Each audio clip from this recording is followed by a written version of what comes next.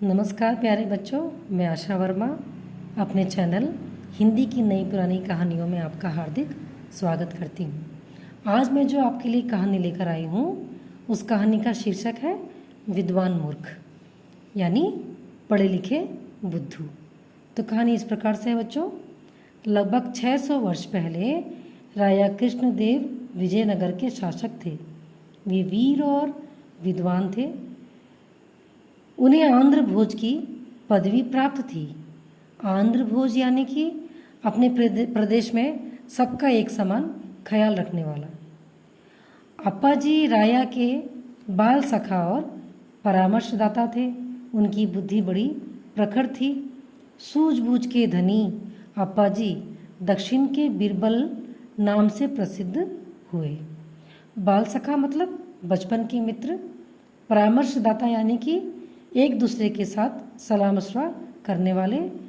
प्रखर यानी कि बहुत ही तेज और समझदार बुद्धि के।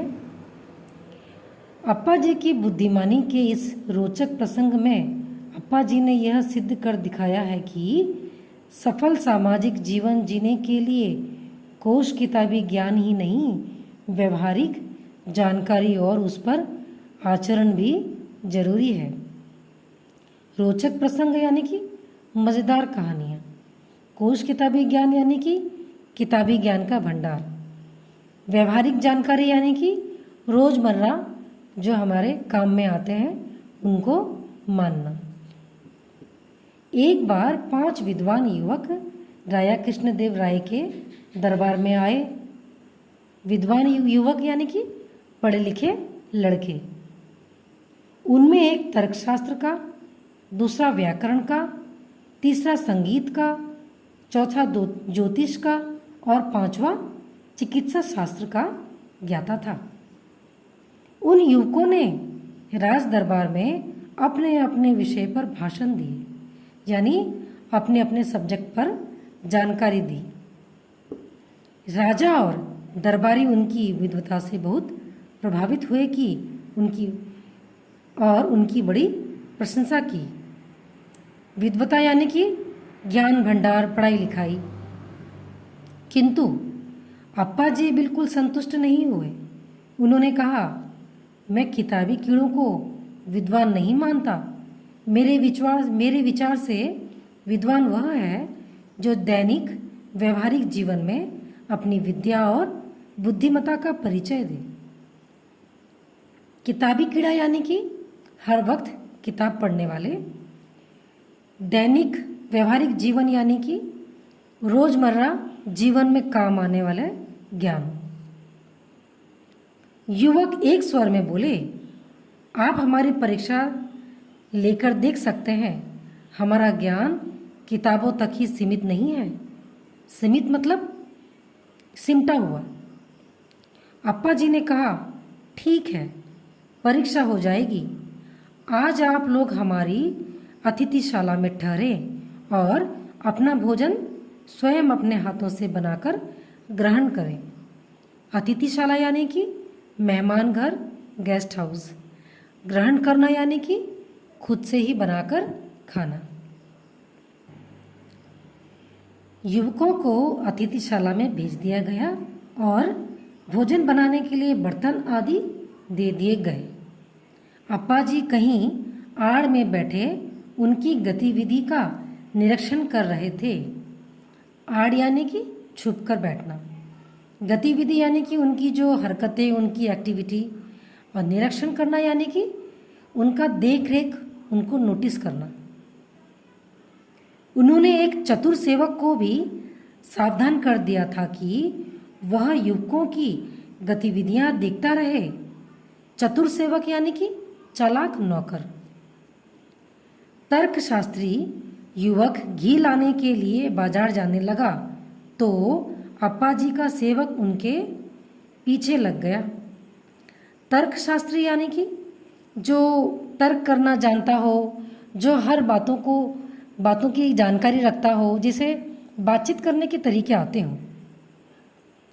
तर्कशास्त्री एक प्याले में घी लेकर वापस लौट रहा था तो उसके दिमाग में तर्क उठा कि घी ने प्याले को संभाल रखा है अथवा प्याले ने घी को। अपने तर्क का समाधान पाने के लिए उसने प्याला उलट दिया। प्याला यानी कि कटोरा। उसे तुरंत जवाब मिल गया कि प्याले ने घी को संभाल रखा था, लेकिन सारा घी जमीन पर बिखर गया। व्याकरणाचार्य ने दही ले आने की जिम्मेदारी संभाली थी। व्याकरणाचार्य यानी कि जिसे वेदों का ज्ञान हो, जो जैसे रामायण महाभारत ऐसी बड़ी बड़ी वेद किताबों को जो ज्ञान रखता हो, वह दही लाने गया तो दही बेचने वाली स्त्री की थाविरो यानी कि तमिल शब्द आवाज़ सुनकर खिन्न हो गया। थाविरो यानी कि तमिल शब्द है, वो सुनकर वो क्या हो गया, नाराज हो गया। उसने थाविरो पर विचार किया तो इस निष्कर्ष पर पहुंचा कि व्याकरण के नियमानुसार स्त्री का उच्चारण बिल्कुल अशुद्ध है। निष्कर्ष यानी कि नतीजा। उसे ऐसा लगा कि ये जो उच्चारण, जो ये बोलने का तरीका है थाविरो, वो शुद्ध नहीं है। व्याकरण ज्ञाता को यह बात सहन न हो सकी। उसने स्त्री से अपना उच्चारण शुद्ध करने के लिए कहा। उच्चारण शुद्ध करके यानी कि सही तरीके से प्रोनाउंस करने के लिए कहा। इस बात पर दोनों में कहासुनी हो गई और वह बिना दही लिए वापस लौट पड़ा। कहासुनी की यानी छोटी मोटी लड़ाई। संगीतज्ञ ने भोजन बनाने का काम लिया था। वह चूल्हे के पास पलथी मारकर बैठ गया और चावल की पतीली चढ़ा दी। संगीतज्ञ यानी कि जिसे गाना गाने का, सिखाने का, गाना बनाने का ये सारा ज्ञान हो। समय बिताने के लिए वह कुछ गाने गुनगुनाने लगा। इतने में चावल उबलने लगे। चावल उबलते चावलों की आवाज़ उसकी आवाज़ से भिन्न थी और उसके गाने को बेसुरा बना रही थी। यानी कि चावल की जो आवाज़ थी उबलने की वो बिल्कुल अलग थी और वो जो गा रहा था वो गाना भी बेसुरा सा हो रहा था, यानी बेकार हो रहा था। संगीतज्ञ इस भद्दी आवाज़ को नहीं सहन कर सका। भद्दी आवाज़ यानी कि बेकार आवाज़। उसने गुस्से में चावल का बर्तन उठाकर पटक दिया। फलतः सारा चावल जमीन पर फैल गया।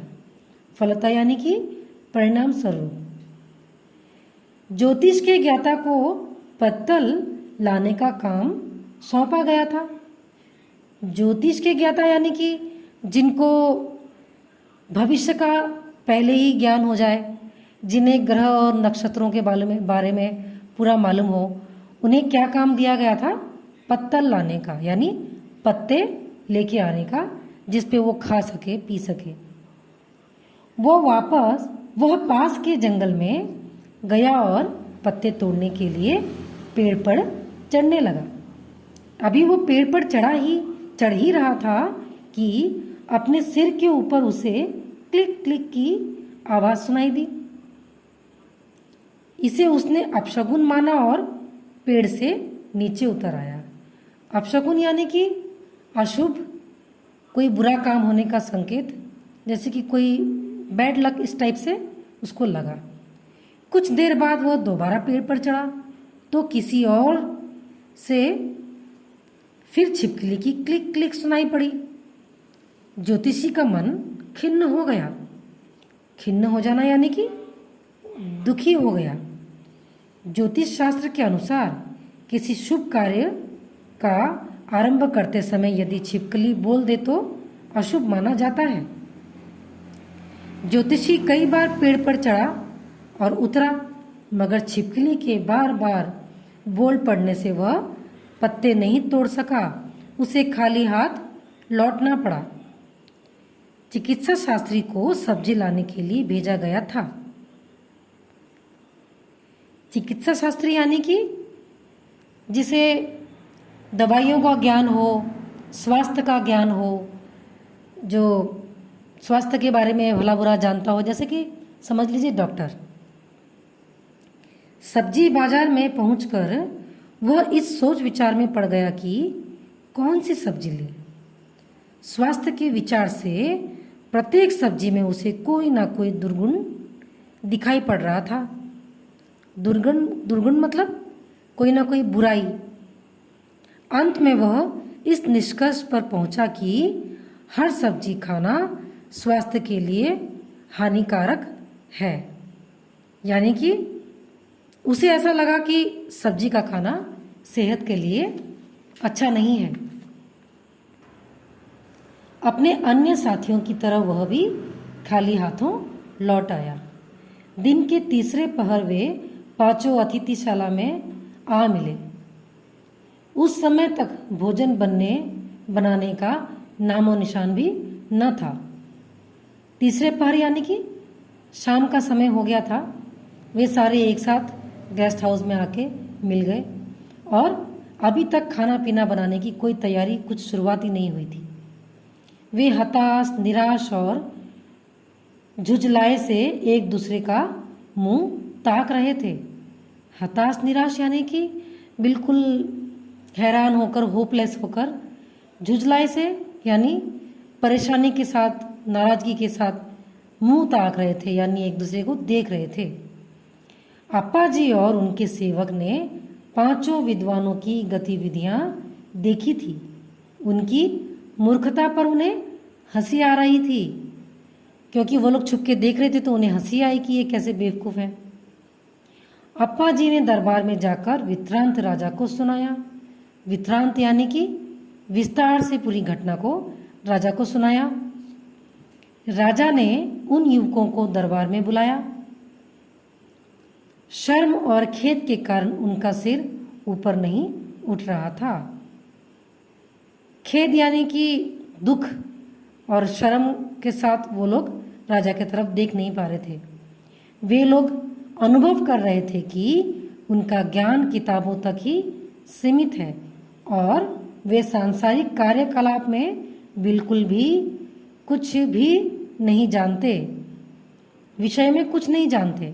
उन्हें ऐसा महसूस हो रहा था कि सचमुच में हम तो सिर्फ किताबी कीड़े हैं, सिर्फ किताब तक ही हम सिमटे हुए हैं और हमें संसार का, समाज का कोई भी कार्य करने का तरीका नहीं आता। राजा ने उन्हें सांसारिक और रचनात्मक ज्ञान प्राप्त करने का सुझाव देकर विदा किया। सांसारिक यानी कि जो हमारा गांव, समाज, परिवार है।